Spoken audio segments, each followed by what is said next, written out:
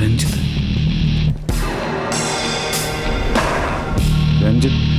Joseph ഞാൻ 3 പേരും ഇന്റലിജൻസിൽ ജോലി ചെയ്തിരുന്നു. രഹസ്യ ദൗത്യവുമായി എൻ്റെ നേതൃത്വത്തിലുള്ള 5 അംഗ സംഘം പാകിസ്ഥാനിലേക്ക് പോയി. അവിടെ ഞങ്ങൾ പല വേഷങ്ങളിൽ ജനങ്ങളുമായി ഇടപഴകി ജോലി ചെയ്തു. 5 പേരും ശേഖരിച്ച തെളിവുകൾ പരസ്പരം പങ്കുവച്ചു. അപ്പോഴാണ് പാകിസ്ഥാൻ ഡൽഹിയിൽ ഒരു വലിയ സ്ഫോടനത്തിന് പ്ലാൻ ചെയ്യുന്ന കാര്യം ഞങ്ങൾ മനസ്സിലാക്കിയത്. അതിനെക്കുറിച്ചുള്ള എല്ലാ ഡീറ്റെയിൽസും ഉടൻ തന്നെ ജോസഫിനെ അറിയിച്ചു. എന്നാൽ ഞങ്ങളുടെ ടീമിലുണ്ടായിരുന്നത് ഒരു ഡബിൾ ഏജൻ്റ് ആണെന്ന് ഞങ്ങൾക്ക് മനസ്സിലായില്ല.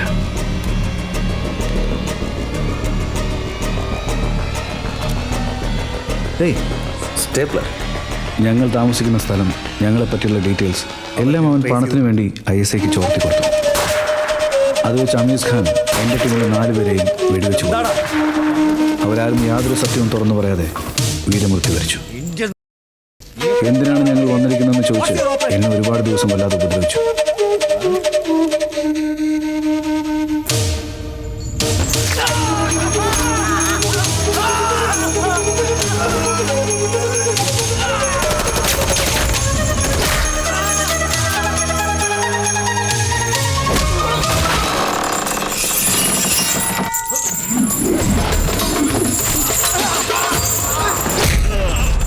അവിടെ നിന്ന് രക്ഷപ്പെട്ട ഞാൻ മാസങ്ങളോളം പാകിസ്ഥാനിൽ വേഷം മാറി സഞ്ചരിച്ചു. എന്നെപ്പറ്റി യാതൊരു വിവരവും ലഭിക്കാതിരുന്നത് മൂലം ഞാൻ മരിച്ചെന്ന് കരുതി അവർ എൻ്റെ ഫയൽ ക്ലോസ് ചെയ്തു. ഒരു ദിവസം അമീസ് ഖാൻ എന്നെ കണ്ടുപിടിച്ച് ഫോളോ ചെയ്തു. അവിടെ നിന്ന് ഒരു വിധത്തിൽ രക്ഷപ്പെട്ട് ഞാൻ ഇന്ത്യയിലെത്തി.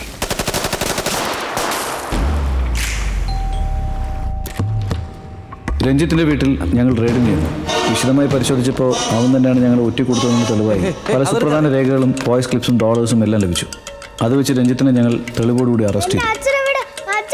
ദേശദ്രോഹ കുറ്റം ചുമത്തി രഞ്ജിത്തിനെ 6 വർഷത്തേക്ക് ശിക്ഷിച്ചു. തിഹാർ ജയിലിൽ അടച്ചു. അപമാനം സഹിക്കാനാവാതെ ഷീല അവൻ്റെ ഭാര്യ മകനെയും കൂട്ടി ആത്മഹത്യ ചെയ്തു. അതിനുശേഷം അവനെപ്പറ്റി യാതൊരു വിവരവും ഉണ്ടായിരുന്നില്ല. ഇപ്പോൾ ജോസഫ് അവനെപ്പറ്റി അന്വേഷിച്ചപ്പോൾ 3 മാസം മുമ്പ് അവൻ ജയിലിൽ നിന്ന് മോചിതനായി വീണ്ടും പഴയ പോലെയുള്ള കുറ്റങ്ങൾ ചെയ്തു തുടങ്ങിയെന്ന് മനസ്സിലാക്കാൻ സാധിച്ചു. ഞാൻ ട്രേസ് ചെയ്യാൻ കഴിഞ്ഞിട്ടില്ല. ഒരു വിവരവും അവനെപ്പറ്റി. രഞ്ജിത്തിന്റെ കഥയെല്ലാം എപ്പോ നോക്കിയാലും ടെററിസ്റ്റ്, ബോംബ്, ഡെത്ത്, വയലൻസ് ഒക്കെ. കുറച്ച് റൊമാൻറ്റിക് മൂഡിലേക്ക് വന്നൂടെ? Not now. ഇപ്പൊ കുറച്ച് പണിയുണ്ട്. നീ പോ നോക്കി. എങ്ങോട്ട്? ഒരു ലോങ് ഡ്രൈവ്, താജ്മഹലിന് ചുറ്റും നിന്റെ കൈയും പിടിച്ചൊരു വാക്ക്, കാൻഡിൽ ലൈറ്റ് ഡിന്നർ, ജൻപതിൽ ഷോപ്പിംഗ്. ഇതെല്ലാം ഒരു ദിവസം കൊണ്ട് തീരില്ല. 2 ദിവസം ലീവ് എടുത്ത് പോവാന്നാണോ? നോ നോ നോ, 2 മിനിറ്റ്സ് ഞാൻ ബ്രേക്ക് എടുക്കാം. വേഗം പ്രേമിച്ചിട്ടേ നീ വിട്ടോ. 2 മിനിറ്റ്സ് ചെയ്ത് തീർക്കുക. ഇതെന്താ നൂഡിൽസോ? അവിടെ ഇരുന്നോ, നിന്റെ ജോലി തന്നെ നടക്കാം. ബൈ.